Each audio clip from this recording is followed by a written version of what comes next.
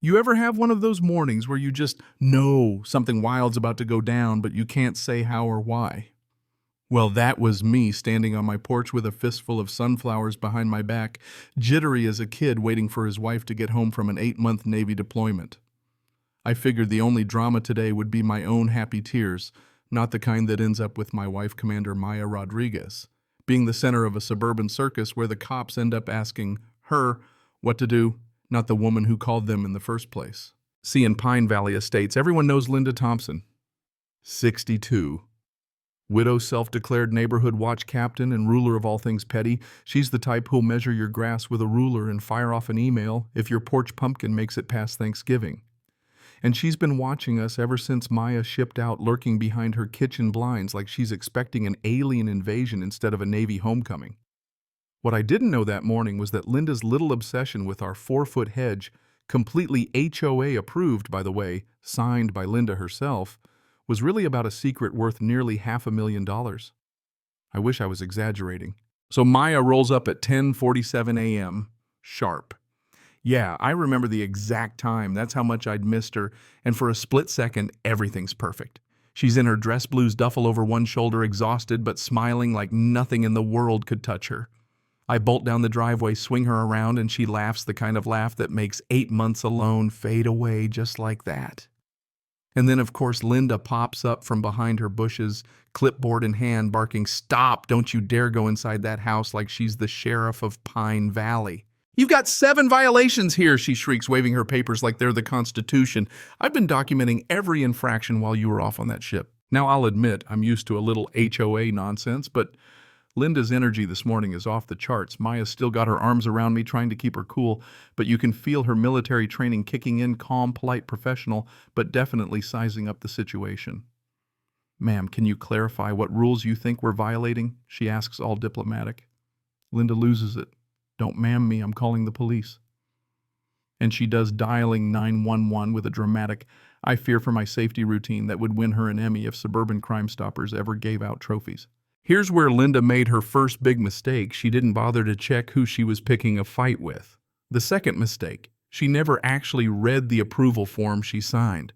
The third, well, she lied to Officer Martinez, and let's just say Martinez has seen it all. Fourth mistake, that would cost her everything she thought she could control. 5 minutes later, the streets lit up with police lights, neighbors peeking from their windows, phones at the ready. Martinez steps out of the squad car, takes one look at Maya in her navy blues, and you can see his whole posture change. Respect. Instant. Linda launches into her Oscar-worthy, "I'm a frail widow, she's threatening me" routine, but Maya stands tall, introduces herself with that crisp military bearing, and offers every piece of documentation you could want, right down to Linda's signature at the bottom of the approval form. Martinez looks it over, nods, and here's the punchline, asks Maya how she'd recommend handling the situation.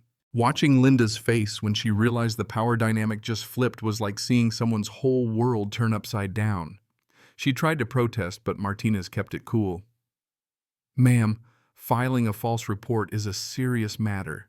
Everything here is perfectly legal. You've wasted city resources." "Maya, ever," the officer says. "No need for charges, officer. It seems Mrs. Thompson is just confused." The crowd of neighbors, some actually clap.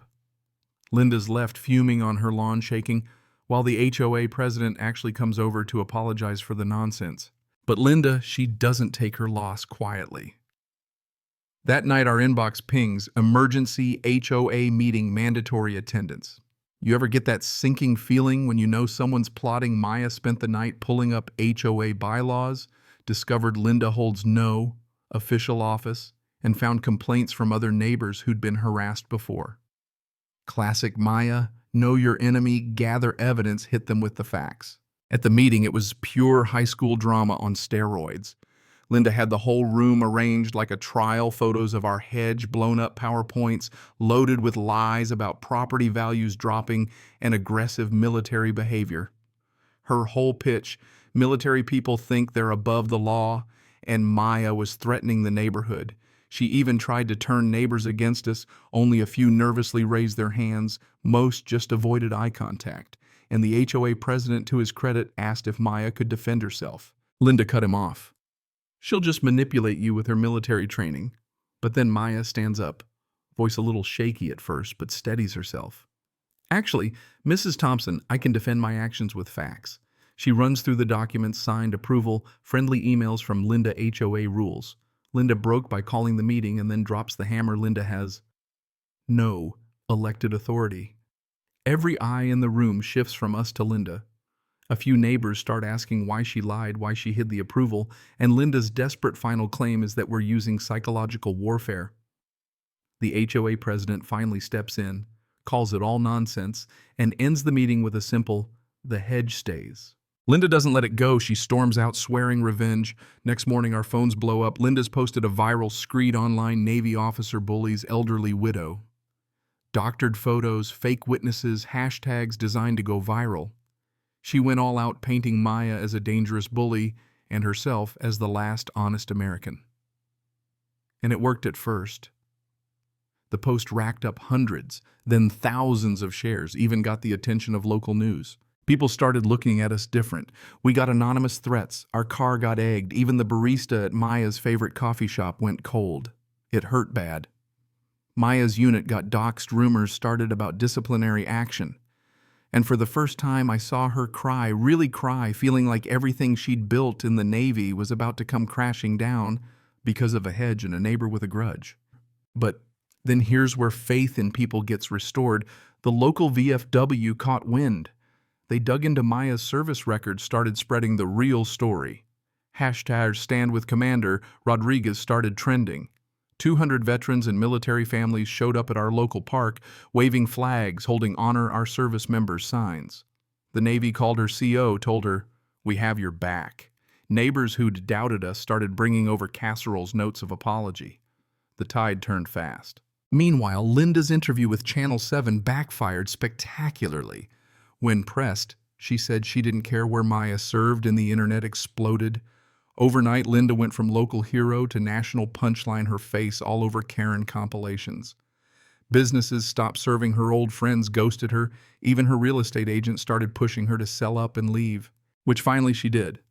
A for sale sign went up. The price dropped and dropped again. Nobody wanted the Karen house from TV. Turns out the reason she fought so hard, our hedge blocked the $1 million view she wanted to sell her house for. Once, the big Pine Valley shopping complex went up. With the hedge, she lost $250K in value. Her own greed had backfired so hard she sold at a huge loss to a young military family, no less. 6 months later, the neighborhood had changed. Maya got promoted. The hedge became a local symbol. Neighbors even planted a garden around it in honor of military service. Linda. She ended up renting a 1-bedroom apartment 3 towns over. The final time Maya saw her at the grocery store, Linda actually apologized. Honest, shaky, ruined. Maya told her, "I hope you find peace." And I meant it too. Look, do I hate Linda for what she did? No, not really. I feel sorry for her because in chasing money and control, she lost everything that made her life good. As for us, we're stronger for it. Our house value soared. Our community healed, and Maya, well, she's a hero, recognized in ways that matter more than any headline ever could. So here's my ask. Have you ever faced down a bully or seen greed eat someone alive? Would you have backed down or fought? Share your story in the comments. Tell me where you stand on HOA drama justice and what it means to stand your ground. And if you want more wild true stories from the trenches of American suburbia, hit subscribe. This ride isn't over yet, not by a long shot.